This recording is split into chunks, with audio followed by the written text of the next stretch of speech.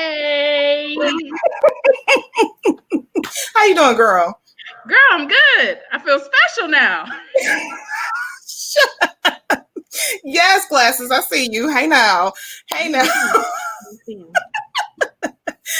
And hello to all of you guys out there. Thank you so much for joining us, our divas and our friends. Welcome once more to In the Divas Den. So glad that you guys could join us. I know that we had to take a little break yesterday. Everybody needs to, get themselves together, have a little come to Jesus with themselves and do some self-care. So we just needed a little bit of break. But we are back. We are back this week with a very special show. We have all sorts of topics to get to that have just been buzzing all over social media, and we have a very special guest tonight that I am so excited for you guys to get to know. I've known her for some time now, but she is awesome. She's doing her thing. She is definitely Black girl magic. But before we get into all of that, we have to do our check-in. Kayla, girl, how you feeling? Well, hello, ma'am. I'm feeling good. You look good, girl. Girl, thank you. I appreciate it. You look good, girl. Oh, thank you, girl. You better show them what an Egyptian goddess can look like, honey. Yes. Yes, Egyptian. This is called Bounce Back. Well. Anyway. But anyway, let's get into our first topic because these topics tonight are definitely going to cause some conversation and just get people talking. If you guys were just anywhere in the world or on social media, or even if you have a subscription to Disney Plus, you heard about Beyonce's Black is King. It was highly anticipated. It was everywhere. People had been talking about it for weeks, and it finally dropped. And there was some good, critiques, and then there was some bad. Kayla, I think we might have a clip of the trailer if you guys want to go ahead and see that, just in case you need a refresher, if you had not seen it yet, because some people haven't seen it. So let's go ahead and cue that up. All right.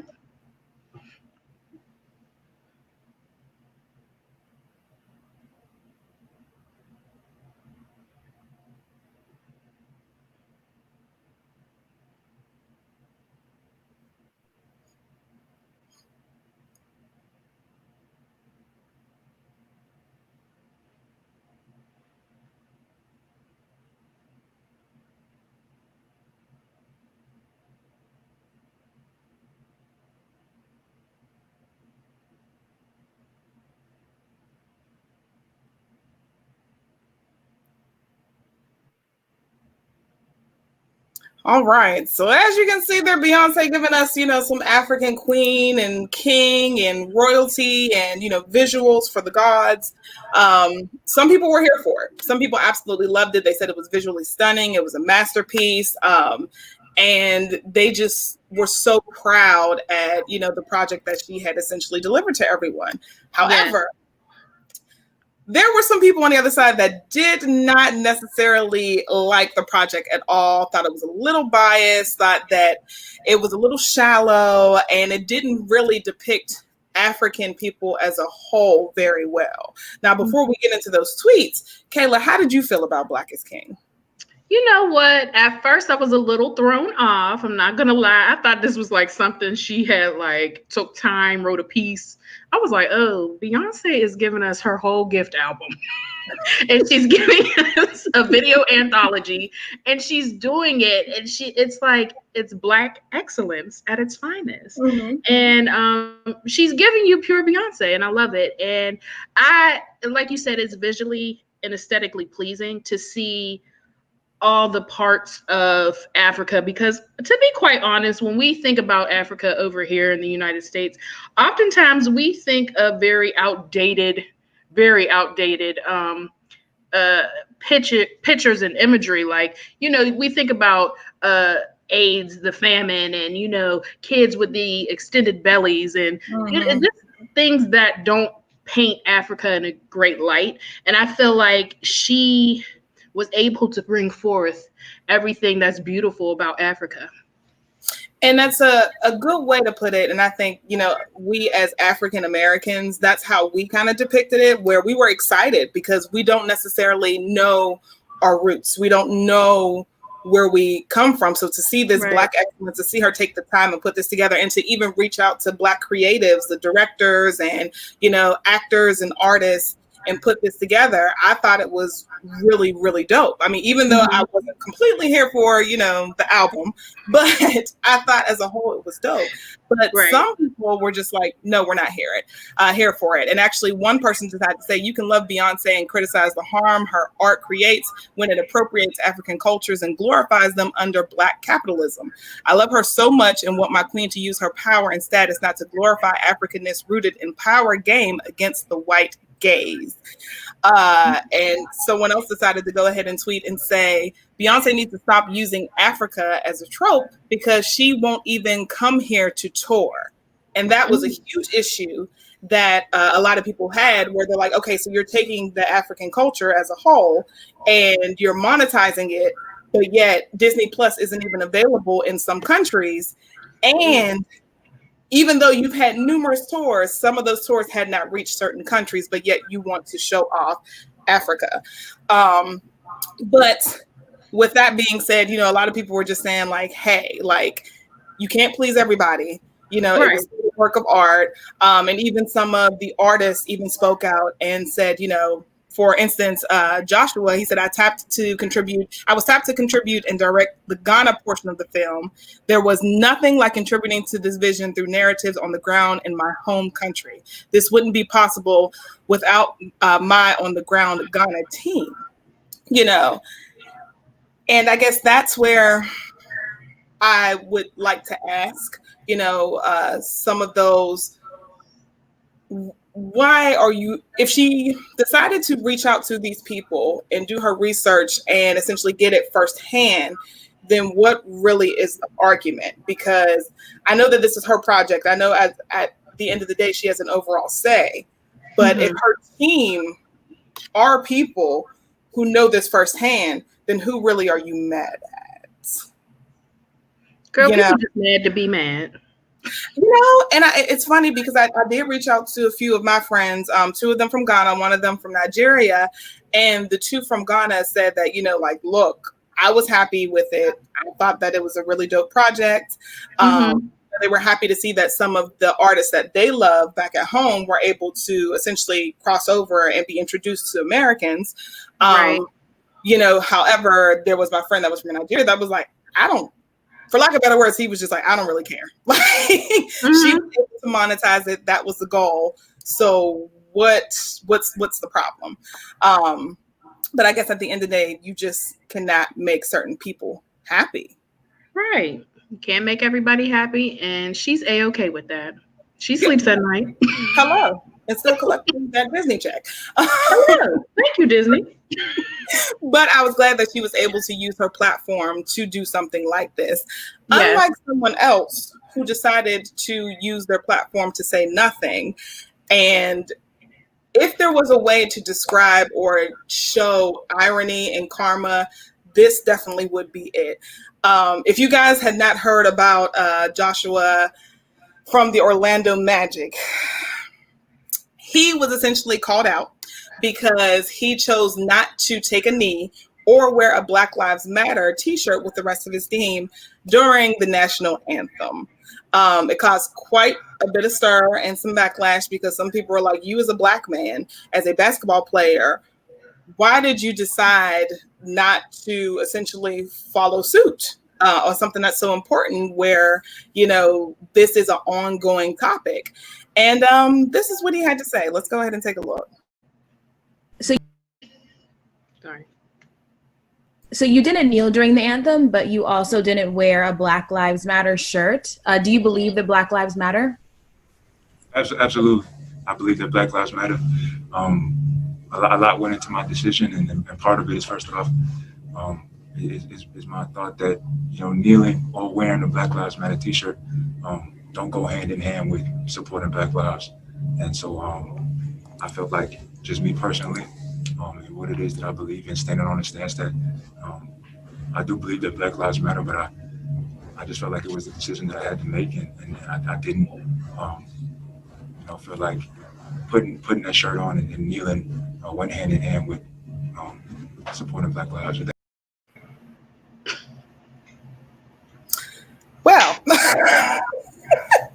well. I'm not sure if you guys got the full gist of it because he was wearing the mask and, was talking a little low in the conference. But he essentially said that he did not feel that Black Lives Matter and his profession do not go hand in hand. Meanwhile, you play for the NBA, which is predominantly Black, that have had issues with discrimination and racial tensions, but you don't feel like they go hand in hand. What do you think? Girl, I think number one, it didn't sound like he was sure of himself. Like, to be quite honest, sir, just kneel with the rest of your team. You look foolish. And, I can see maybe if you had a better argument, but to me, there really wasn't an argument there. Like, they don't mix. Like, a lot of things don't mix. Doesn't mean you don't participate. Like, I just felt like, sir, you're being an asshat right now, and karma will get you. And that is exactly what happened. If you guys don't know what happened to him,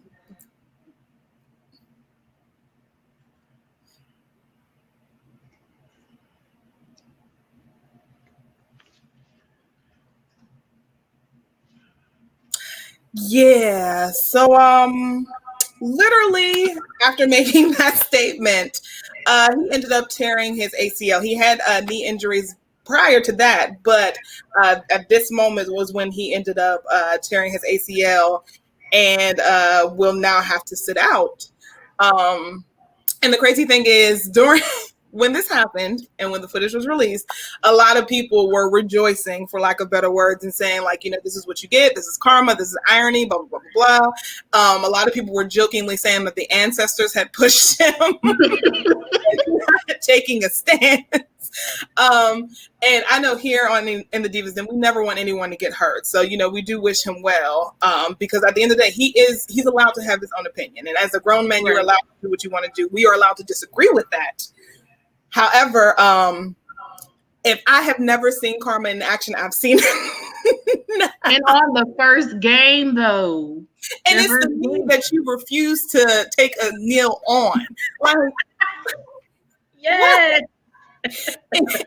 In what world does this happen? So I think he might have to go back to the drawing board and rethink a few things. But I really want these young Black males to know that you have a platform and you have a voice. And I think so many times they're afraid to say anything because they know that they'll lose the endorsements, they'll lose the money, or they will lose their chance to play because, ultimately they work so hard to try to get to the American dream.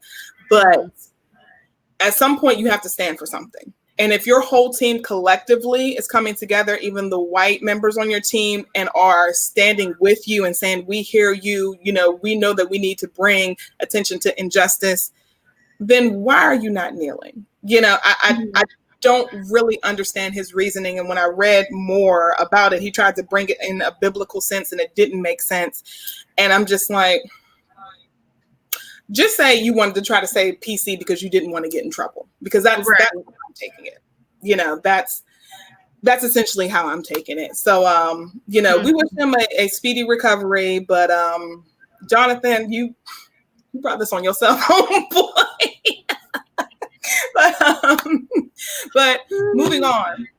We have got to get to one more story before we bring our guest on. I cannot wait for you guys to meet her because she's so dope. But one person who isn't in a good place is Ellen. Yes, good old Ellen. If you guys have not heard, this story has been going on for quite a few days now.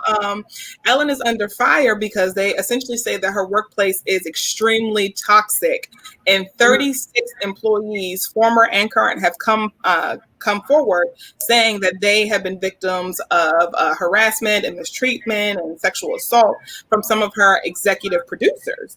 And since Ellen is trying to, collectively try to get things together. She's trying to apologize. And even there is talk of possibly having her show canceled, but everyone's not here for it. We'll just say that she does have her friend Katy Perry, who is deciding to step out and say, hey, Ellen, like, I'm here in support for you. I know I can't speak for anyone else's experience besides my own, but I want to acknowledge that I have only ever had positive takeaways from my time with Ellen on the Ellen Show. I think we all witnessed the light that has essentially come from her being this huge phenomenon in the talk show world. Kevin Hart has even come up and said, that she's been nothing but a good person, and he's known Ellen for years, and that she's one of the dopest people on the planet. She too had spoken up for Kevin for the whole scandal of him hosting, what was it, the Emmys? He was going to host the Oscars. Oscars, yes. But some people still aren't here for it. And this is my takeaway. When you're a celebrity and you have celebrity friends, of course, you're going to see them in one way. Right. But when you have a celebrity who has employees underneath them, you're going to see a different person. Hello. Now, for somebody who has worked for a big TV, show, I'm not going to disclose the name, and those who know me know which one I'm referring to. You see these people, you see these producers, you see the executives and stuff like that. And they don't necessarily, I guess, I don't want to say they don't care, but at the end of the day, they're all about, I need you to do this job because we need to get it done. And they're not necessarily caught up on how we treat people and how we come off, or essentially how we make sure that others feel comfortable. So I even though Ellen is preaching this whole be kind, be kind, be kind, I don't think she's paying attention to the people below her who may not be preaching that same thing, because they're just essentially like, look, we got a job to do. I can do what I want to do because I work for the Ellen Show. And that was essentially what some people were saying, where it's just like, because you work for the Ellen Show, you should feel honored. And if you don't feel honored, or if you don't do what we tell you to do, then we'll find somebody else, because everybody wants to work here.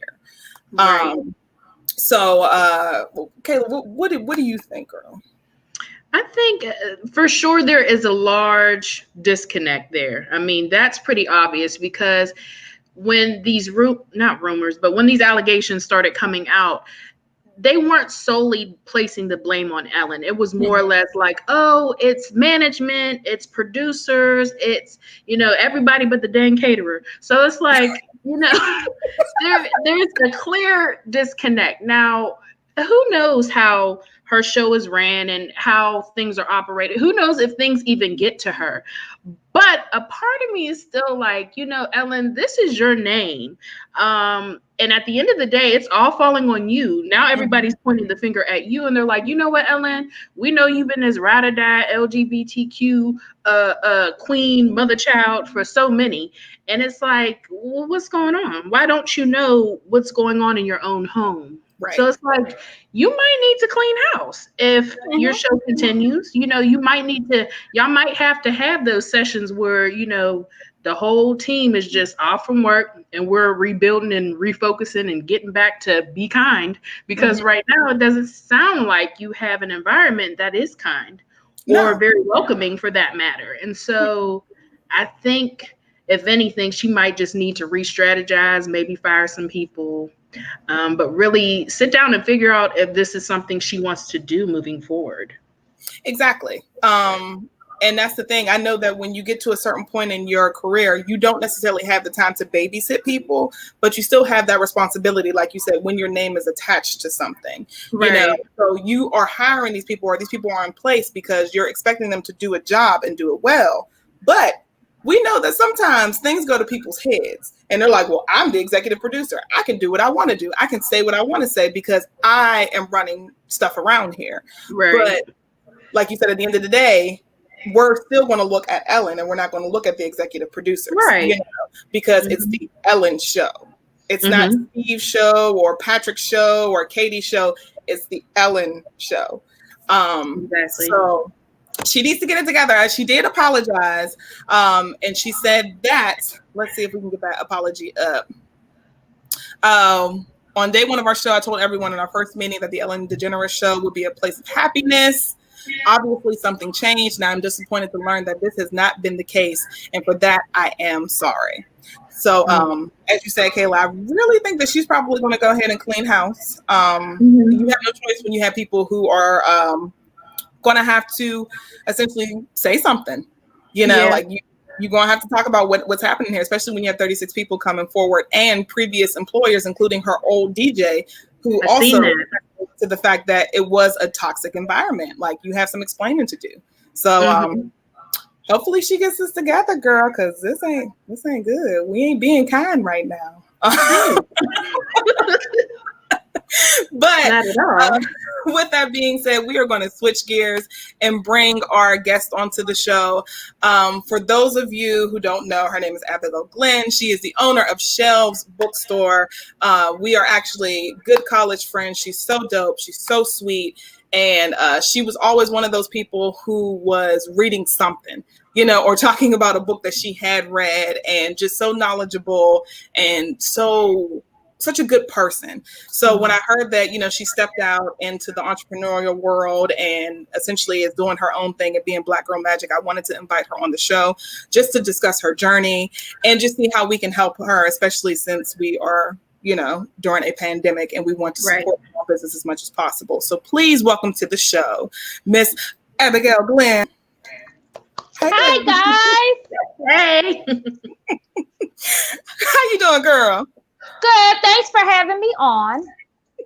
No problem at all. No problem at all. So, Abbigail, tell us about Shelves, because like I said, you were someone who I know that you always had a book or you were always reading something. So for you to step out and do this, it was no surprise, but I am so proud of you and I definitely want to know more. Oh, thank you. So Shelves is technically right now, the current business model is a mobile pop-up bookstore. So typically what I do is I partner with other small businesses in the Charlotte, North Carolina metro area that have a brick and mortar presence, and they host our pop-up bookstores typically on a weekly basis. So I have a couple of partnerships with different coffee shops in the area, and they have me out again weekly or monthly, and I service their patrons. And over time, I grew my own little audience too by way of just being there on certain Saturdays or Fridays out the month. So yeah, and I'm a general interest bookstore, so I have books for the entire family. Yes, girl. Yes. Now, what made you come up with the idea, especially when it seems like bookstores are becoming obsolete? So I knew a couple of years ago, I had told myself and written in my journal that I wanted to open my own bookstore, that the lifestyle I dreamed for myself is that I wanted to have a life where I was surrounded by books, always had a book, always had journals, things I could just share my thoughts in, and just a life full of that type of really mindfulness. And so I knew that in the back of my mind. I knew I wasn't going to be able to jump right out the door and do it because, you know, you do have to have some planning. So I was like, you know what, when I get out of debt, I will, you know, make that a goal, something that I would do post my career in human resources. So that's what I went to school for in undergrad, where I met Kim. And so that's what ended up happening. And what was funny is that I wasn't planning on launching Shelves until this year, 2020. But I would say God had different plans. Yeah, it was a really interesting process because I had the name Shelves back in 2018, and I had started attending small business workshops here hosted by the county in Charlotte, you know, just to learn how to do business with the county and just little information about being a small business owner. Now, granted, this is technically my second small business, but this was one that I had a driving passion for. So I was like, I want to try to do this right. Then I got out of debt literally a year later from when I started attending the workshops. And my plan initially was, because I had resigned from my job for, you know, totally different reasons. I was like, you know, it's time to move on. I was going to just go and pursue another HR job. And as I was looking, I just kind of kept it in the back of my head, like, what if I like tried the bookstore? But I was sharing it also with my friend. I was telling her like, oh, when I get my bookstore, I'll do this, I'll do that. And she was just like, well, girl, you talking about doing book fairs and stuff. Why don't you just try to do like a pop-up type of thing? And I was like, really? So the wheels started turning in my head. And I was like, well, how would I get the shelves? What would I use as shelves? All types of stuff. And then I was like, you know what? I'm gonna try it. So the free library here, the Charlotte Mecklenburg Library, they hosted a sort of like a small business workshop for people who just kind of wanted to brainstorm with small business owners on a business idea they had. And it was a free workshop. It was held by Aspire Community Capital here. They're a little not-for-profit that really supports minority-owned small businesses. And I went, and I actually was the only attendee they had. And it was a free event. So they gave me undivided attention. They went through my entire, all my ideas. They brought in another group of entrepreneurs to sit down, and it was kind of like a round table talk and just share with them my ideas and what they thought I could do to just kind of prepare for any type of pitfalls. And that was I want to say early May 2019. I was like, I'm going to file for an LLC. I did that. And then it was just like, I honestly wouldn't recommend somebody to go the route that I did, because I think I got PTSD from this experience. It's no joke.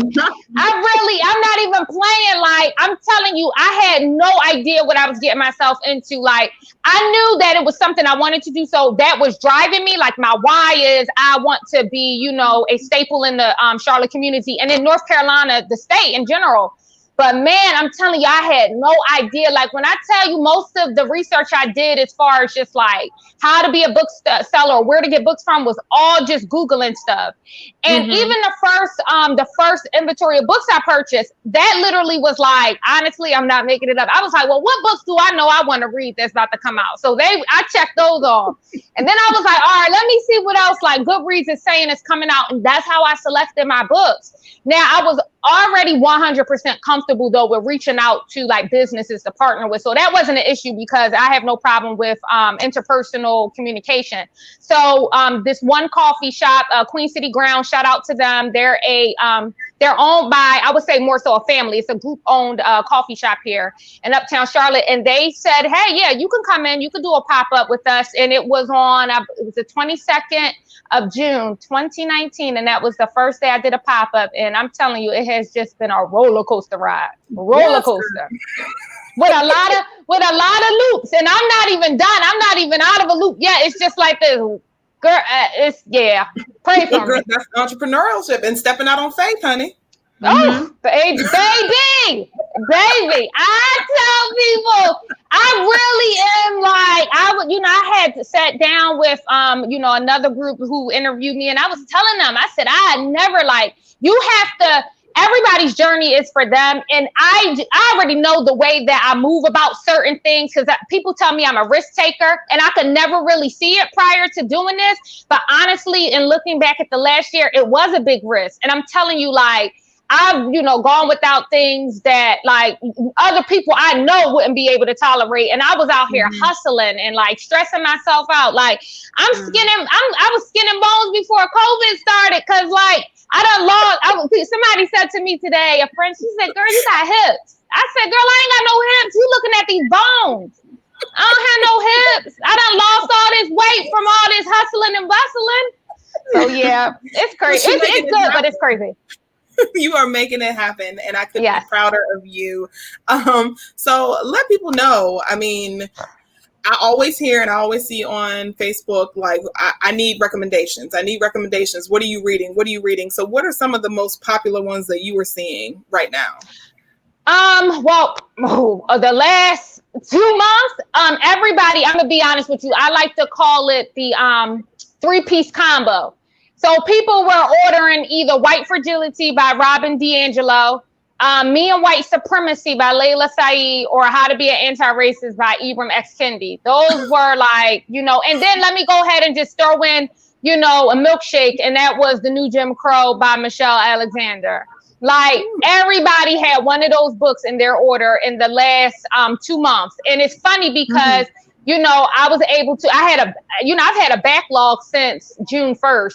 And I was able to I've been really pounding away at that backlog for every week trying to get orders out, because a couple of those books, with the exception of How to Be an Anti-Racist, which came out last year, a lot of those books have been out on the market now for a few years. So what people don't understand or whatever is that if the book is not on the New York Times bestseller list for weeks and weeks at a time, they stop producing many copies of it, for sale. So when, you know, George Floyd was publicly lynched in, you know, Minnesota, everybody, you know, again, it caused an uproar where, you know, there was a lot of white guilt. Let's just call it what it is. It was a lot of white guilt, and a lot of white people, you know, I hate to say it, but the best way to describe it is was like, you know, kind of acting like Black people just kind of came out or something, and we didn't. And so, you know, they were like, oh my gosh, you know, I want to understand, which, you know, is good. I'm never going to knock somebody for trying to learn. Like, I will never. It's just that that's what happened. And people were buying the books in numbers. When I tell you, it's very unusual, since I've been a bookseller, that I couldn't get my hands on a copy of a book, right, that I needed, that was already published. But I'm telling you, like, I couldn't even believe the estimated restock dates, because the backlog was so long at my warehouses where I get my books from, that they were never able to restock, because the backlog would take away all the books that they had just got in-house.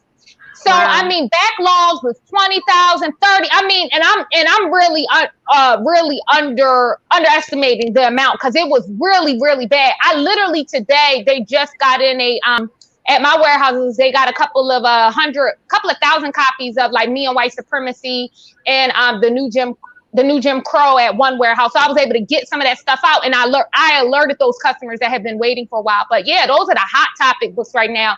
But I think once August ends, that'll like slow down in terms of those books, because most people bought them between June 1st and I would say August 30th will be the end date. Gotcha. Yeah. Gotcha. Now, I mean, with being a mobile pop-up bookstore, how has that helped you opposed to just being a brick and mortar? Well, first of all, it gave me the opportunity to meet people where they are. So here you are popping up, you know, coming to Pepperbox Donuts, which is a popular specialty donut spot here in South Charlotte. And there's a pop-up bookstore in here. So now you have the opportunity to browse. I've had customers who were like on their way to like a baby shower, and they're like, oh, I might as well pick up a book in here for like the gift, you know? So it allowed me to meet different customers just where they are, and then introduce myself and just present myself as a person. Like, here I am, I'm trying to, you know, but really get my own bookstore. And yes, you are helping me build it one shelf at a time if you choose to purchase a book from me or some books from me. And that was really helpful. I've met a lot of great people, but definitely things really took off for me.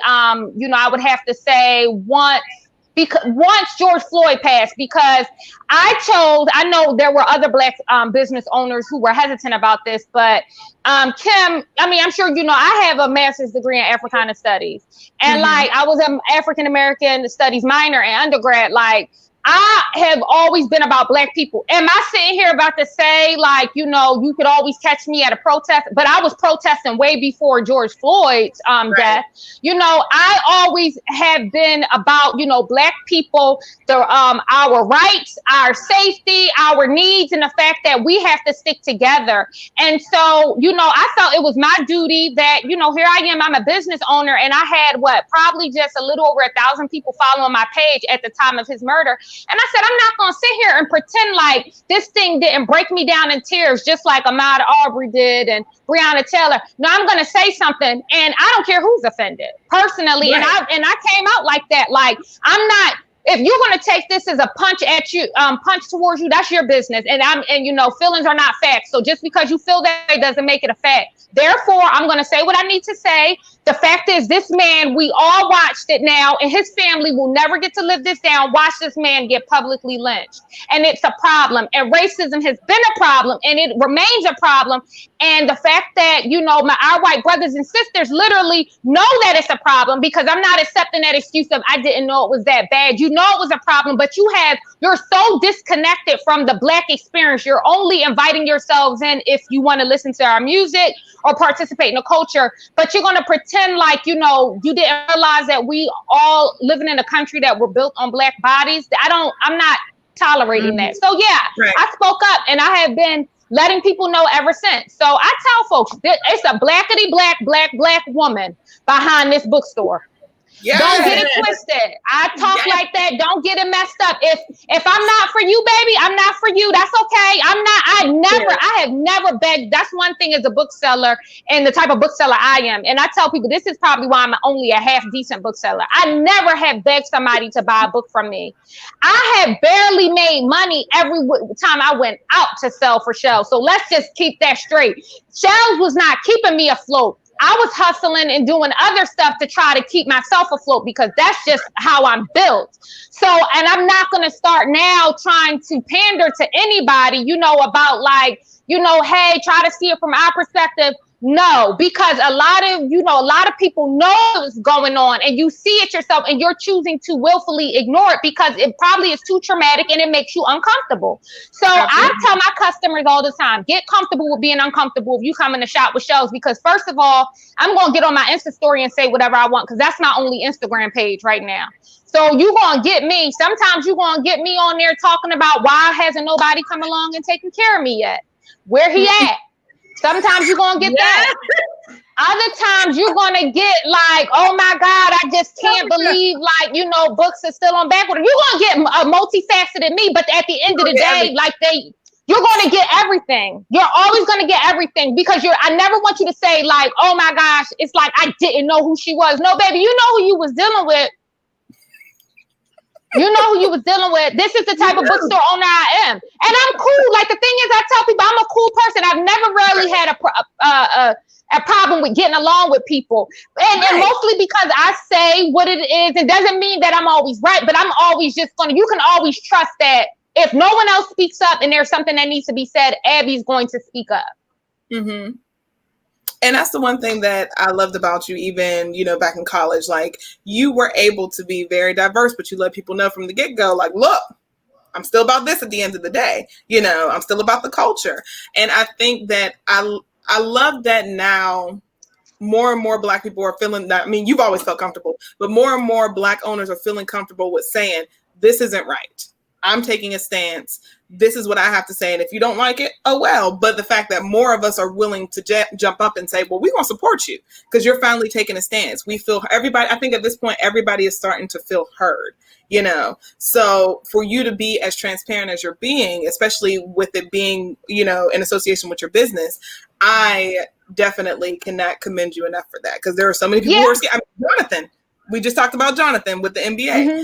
There are so many people who are scared or want to be PC. Mm-hmm. So for you to be 100% and still say, well, if I don't make a sale, I don't make a sale. But at the end of the day, this is me. This is who you get. Either you're going to buy or you're not, period. And that's how I go. And let me be honest with you. Most of my customers are white. So I really could have been putting myself at risk, right? Mm-hmm. Like, but I don't you didn't build me. You didn't make me. Like, I keep telling people, half of y'all don't even know how to get it out the mud or where I'm from. Like, if this was going to kill me, they should have got me back in Philly for all that because Lord knows there's worse stuff that go on out there than it is what I'm experiencing now. So I tell people I'm here to grow. Like I've always been committed to evolving. So I'm constantly in a state of evolving. And I tell people, the people who want to support me, you need to understand who you're supporting. A person that is going to encourage you to read different stories. Stop sitting there. I'm not saying you can't have a preference. Like if you're someone who's I just can't get into fiction, I can only read nonfiction. That's cool. That's great. But also, let's diversify the type of nonfiction you read.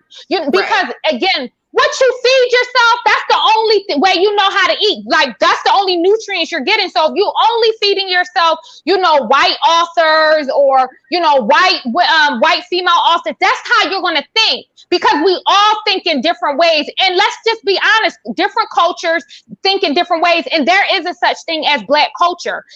And Black culture in America was created out of the fact that Black people were pushed out of white spaces because we were not considered good enough. So exactly. I do find it kind of weird when, and it doesn't happen on my page, but I'm just saying when I see across social media, some, white people, or even not just white people, because they're not the only ones who do it. I don't even want to put it all on them. Let's go ahead and put it on some of these other minorities out here who just think they in the safe zone so much that they have the right to be calling out Black people on bringing up race. First of all, it's never cool to bring up race when you are criticizing somebody white or some other person for mistreating you because of the real discrimination you're experiencing. It's never cool to bring up race then, but it's cool to bring up race any other time except when it comes with a critique. I just find that to be hilarious. All this time in America, Black people have been taught to always think about the color of our skin because we couldn't fit in. And now all of a sudden you like, can you stop thinking about the color of your skin? Can you have us speak real quick and mind your business? Because if you're not, you know what I mean, willing to go 10 toes down with us, we just advise you to keep quiet. Don't say nothing. We don't even want you in the room. Go off, Ab. I tell people like, and I said it to my white customers. I said, let me tell you something. One thing I could tell you about Black people, the Black people I know, and granted, you know, I'm not sitting here saying all Black people are perfect. Black people are not arguing when it comes to even just like fair treatment in the justice system. Nobody Black is saying that Black people should not be sent to jail or penalized for committing a crime. They're saying, can I just not be penalized and tried and convicted right on the sidewalk? Can you at least give me a real loud chance and not just look at me and say, oh yeah, well, he or she was up to no good, simply based on maybe what you saw on VH1, what you may have saw, like, you know, in your driver's seat of your car one day when you were at the gas station. You can't sit down there and judge a whole group of people like that. You know what I mean? Because I tell people, one thing I can say about Black folks, at least the ones I grew up with and the ones I'm friends with, these are people that's willing to go 10 toes down. And I told my customers, like, that's what Black people are looking for. We're not looking for you to just tell us, yeah, you know, I'm going to read your book. So I'm going to, you know, I am going to start doing better for Black people. No, I need you to stand 10 toes down with me. And even when it's hard and you getting criticism from your own family, you better not fold, because let me tell you something. Black people, we are built not to fold because, again, historically speaking, we ain't had time to just bow under the master's whip. We had to stand up even when we wanted to just lay down and let our wounds heal. That's probably why, and personally speaking, I have been able to just hang in there, because I tell people, like, everybody couldn't go through this. Like, I said, I know I get my strength from my mother. Like, you don't even have time. Like, you know, you want to cry about something. You know, you tired, but you like, man, I got to get up and get it anyway, because ain't nobody going to get it for me. Right. Mm-hmm. Absolutely. Absolutely. Girl, you better go off. Yes. Hey. He's a part-time therapist as well. Stop. Come on. Listen, I be trying to tell people, like, I be like, yo, I mean, and my really two friends who I talk to every day, they be like, girl, you know, you're really good at, like, because I had my moments with them. I'd be like, dang, this ain't working out. Like, what's going on? I feel like constantly, like, my back is against the wall. But I'm telling you, like, no matter what, I have not been to sleep. I'm going to just keep it 100 with y'all. I have not been to sleep since 9 p.m. last night. I have been up working, doing things for my website. And I'm not saying that's anything I'm proud of, but I'm telling you, that's been my life for the last 2 weeks. And if you are a really, really close friend of mine that I talk to daily, doesn't mean, because I could be close with you, I just don't talk to you daily. They know, my sister and them know what I've been going through and the problems I've had as a business owner, stuff, testimonies that God hasn't told me yet to share, because he has a time and a season for it to help somebody else. Right now, this is me collecting these testimonies so that when it's time, when he's ready for me to pour it out so that it can help somebody else, or maybe a whole group of people, you know, it can have the impact that he needs it to have, so somebody can see that it was never me, it was God. Absolutely. Absolutely. Yes, well, with that being said, how can we support you? How do you want us to, you know, make sure that we are supporting everything that you're doing? So this is just my belief coming from the bookseller community, and I speak for like just booksellers. Now, yes, Black-owned bookstores, it's a small number of us, but the fact of the matter is, let me educate a couple of people about this stuff. So it's very disappointing as a bookseller when someone comes and talks like, it rarely has happened to me. I've seen it online. I think I've had it only happen one time in person. Like, people need to understand that the prices you are paying for books at any big box retailer are cut in half, and they can afford to take that loss because they have other products in their marketplace, other products on their shelves that can make up for the cost of the loss on books. So books really, essentially, the value of books truly has really been kind of disrespected, if I can say, by big box retailers, right? So they're cutting the price of books in half, right? So while you're like, oh yeah, I'm getting this for cheap. And this is what books are one of many things that we have cheapened in America, right? I find it very ironic that, we all agree that we should keep a certain number of jobs in America, but at the same time, we'll all sit down there and complain when you have to pay the real price of something, the full price of something. Yet you didn't, and you're like, it's almost like you get amnesia and forget that, the products that you're using, the real cheap products that you get from some of these places, they're being, built by people who I've never been to these places, but built in sweatshops and stuff. Where, allegedly people are being underpaid and mistreated and all of that, but that's another conversation. I say all that to say bookstores, indie bookstores, any independent bookstore is there to serve their community in a very unique way. Independent bookstores bring you authors. When are you going to see an author at a big box retailer? Right. When an author is on tour, they are either going to some auditorium in someone's school or someone's campus, or they're going to an independent bookstore, because that is who hosts their audience. Right? Those spaces, bookstores are in place to host authors and to have discussions about why they wrote the book and what was their passion and reason behind it. Big box retailers don't do that. They're thinking about is a sale. Plus, an indie bookstore curates their shelves based on the communities they live in. You're going to have access to more local authors, and that can include both authors that have been published by big publishing houses or self-published authors. They're going to have things relevant to your very community. A big box retailer is not doing that. All of their book selections that you get, that stuff is based off of either machine learning or predictive analytics. That is why everyone's buying the same books, because it really is dependent on dollars.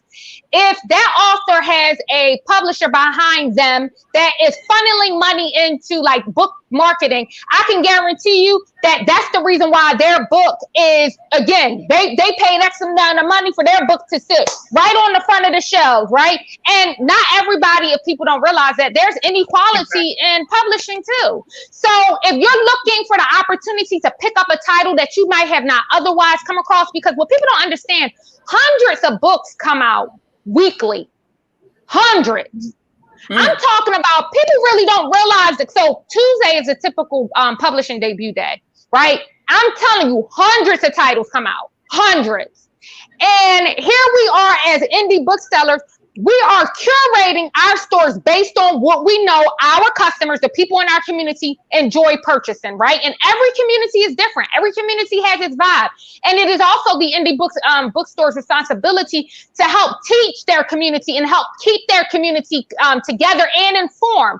A big box retailer not thinking about that. No. They're not thinking about that. So I tell people, it's not going to hurt you to pay the full list price. Yeah, that list price, the price on the back of a book, one time a month. Right. That's not going to hurt you. No one's saying that, oh, shoot, I got to go ahead and clean out Abby's entire new releases section. No, you could buy one book a month. Right. And if everybody in a community, or even I would say 30% of a community, bought one book a month from their local bookstore, come on. I mean, but again, like all small retailers, this happens in other industries too, especially since I've been partnering with coffee shops. I know these, like, again, other small businesses, I know these things happen. Like, it's this notion, I think it's hypocrisy in America, right? Like, even us at the individual level, like, we say we want all this. Oh, I want world peace. I want there to be no more poverty. But really, if somebody comes to your front doorstep and equality looks like you having to give something up, there's a lot of people who will hesitate.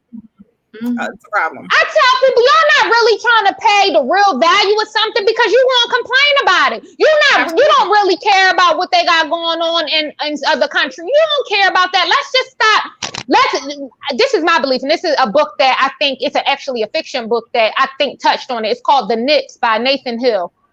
He, in the book, and one of the characters, because it was historical fiction, so it kind of went from present day. The author, who he was writing a book, I think, about his mother, if I'm not mistaken. But anyway, he had a poor relationship with his mom. His mom was like one of the rebels back in the day, like during Woodstock and all of that. But I say all that to say, one of the ladies who knew his mother back in the day, when they went and talked to her when she was an older woman, I loved one of the pieces of advice she gave in the book. She was like, listen, when you're young, every issue is important to you, but when you get older, you realize you have to pick 1 or 2 issues that are really important to you, and that's what you stand by, because you are going to end up stepping on your own toes, especially in I can only speak for America, especially in our country. You're going to realize, like, I can't stand for everything, not because I don't believe in it, but just because there are going to be some things that overlap and conflict, and it's going to make you feel like you're going crazy, like, oh, I really want to support that, but then that's going to take this away from me. Right. That's why we got the wealth gap. All them people who are wealthy, right? It is my belief, and I'm pretty sure wealthy people are the people who give money, not poor people. Right. So they have no problem giving money because they're like, I believe, I want to help. But when you start talking about taking their money and divvying it out, nah, I should be able to give, and who can argue with them? I'm not about to argue with somebody and tell somebody like, oh yeah, you got to give your money up. There are some people who feel emboldened to tell people that. But again, I like to stop and think about like, but what if it was me, like in a different situation? Would I want to be forced to do something that, you know, may impact my livelihood? And money has a lot to do with livelihood in our country. So you talking about taking somebody's millions of dollars and spreading it out over somebody else? Some people looking at you like, I don't mind writing a check for $1 million every year, but you're not about to take my money and give it to everybody you feel like giving it to. Exactly. That's why we don't have a universal income. That's why we don't have that yet. And universal income, another book I want to recommend y'all, I really like, and you know, I didn't know he came out with a book until after he dropped out of the race, is The War on Normal People by Andrew Yang. He was a Democratic, 2020 Democratic candidate. That book is excellent. First of all, he's an entrepreneur. So it like when, you know, he has a lot more insight. Again, I read the book and loved it. A lot more insight on all the different facets of America and how the social issues intersect with the different problems that capitalism brings, but you know, also some of the beauty of capitalism too. It's a very, very good book, and I have recommended it to several people since I read it back in, it was April. But it's a really, really good book, The War on Normal People. Well, I'm glad that you mentioned that, because I actually would like to extend the invite for you to come on in the Divas Den and essentially recommend what, you know, your Abby's favorites for the month. Is that something that you would be interested in? Oh, I get on there and tell people. What y'all want me to sit there and tell people like, y'all better sit here and read this? Because I'm probably trying to get my customers. I'd be like, y'all need to read this. Are y'all reading it? That's how I talk to my customers. I do get on with them, and I be like, why y'all didn't check on me today? What y'all? I hope y'all been out here reading, because there ain't nobody come and say nothing to me. So yeah, I would love that. I would, just because like, and I tell people, you know, I read about every book that like I sell, right? Because that's the only way you're going to get on my site or when I was even selling in person. And I know about every book, because and I tell people that's what, it's not even about reading every book. It's just knowing like, dang, that would be an awesome story. That's how you browse for books. That's how I shop for books when I'm in the bookstore. I'm like, dang, I haven't even read this, but it sounds like this might be really good. Let me give this a chance. The problem is all of us as just human beings, like we are so conditioned to just stay comfortable. Sometimes we're not even willing to take a chance on learning. Reading is probably the most simplest way to learn. And so many of us neglect it. Exactly. That's why people keep sharing articles from like 5 years ago. But that is another conversation for another day. I definitely want to go ahead and make sure that we make that time constraint so we can upload this to IGTV. You're awesome. You're coming back next month, so I don't even have to ask you, like, will you be back? Because you're coming back. It's happening. So I want you guys... And I would have read a few books by then, so hopefully I got some in my arsenal for y'all. Girl, you fine. Yeah. I want you guys, please support. Please support. Follow Shelves Bookstore. Go online, shelvesbookstore.com. And if you don't get that information, this will be uploaded on IG, Facebook, YouTube. And reach out to Ab. Look, if you're like, yo, I need some more recommendations, I need something to listen to, or I need something to, read, get in touch with her. Let's support Buy Black. Like she said, it's only one book a month. I believe that we'll commit to that. And let's go ahead and do that. Ab, thank you so much for stepping in. Oh, no problem. Thanks y'all for having me. It's such a blessing. I be like, people want to talk to me. Dang. We'll see you next month, girl. Bye. All right, bye. All right, Kayla, how you feeling, girl? Girl, I'm feeling good. I feel like I just had a nice African American history lesson. Like, I wasn't learning that much in school. That's a conversation for another day. It is, girl. It is. We want to thank you guys. Thank you guys so much, old and new, for tuning in to In the Divas Den. We will be back next week with even more topics, even more guests. You know how it is when we do it here. And even more laughs, all of that. Precious may be back. We'll see how she's feeling. She better be back. If not, we will have our lovely, no other than our great producer, Kayla, who will be stepping in yet again. But we want you guys, have a good week. Take care. Do something nice for yourself, because if you don't love nobody else, then what, Kayla? How the hell you gonna love somebody else? Amen. Amen. Bye, y'all. Bye.